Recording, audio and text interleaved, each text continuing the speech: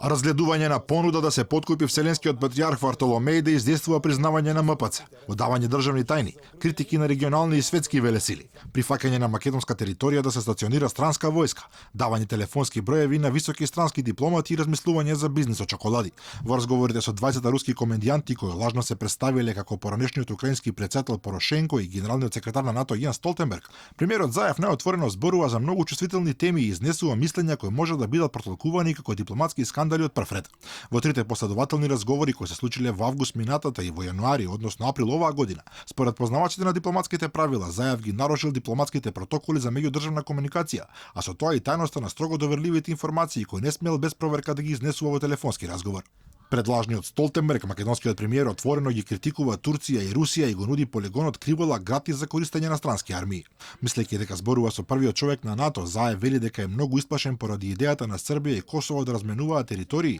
и истакнува дека во целата работа е видливо руското и турското влијание, со образложение дека на Москва таквиот преседани е потребен поради незините аспирации кон Абхазија и Крим, а на Анкара поради Кипар.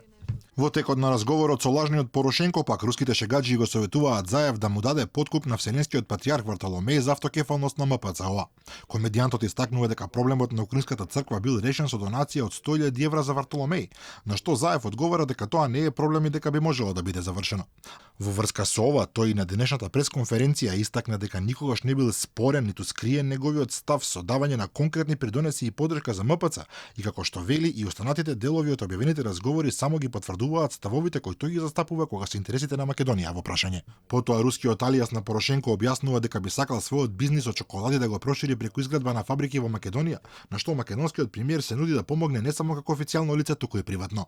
На сето тоа, откако рускиот комедијант побарал, Заев му ги издиктирал телефонските броеви на американскиот помошник државен секретар Вес Мичел и на косовскиот премиер Рамош Харадинај. По разговорите кои преку несигурна линија траеле речиси цел час, премиерот, иако така налагаат прописите, не го известил за нивната содржина шефот на дипломатијата Димитров, а со истите не биле запознаени ниту председателот на државата, амбасадорот во Украина, директорите во МНР, ниту пак дипломатите во земите партнери на Македонија. Со тоа всушност оневозможил веќе по првиот разговор да биде препознаена играта на руските комедијанти, кои во таков случај сигурно не би имале можност уште два пати да го излажат.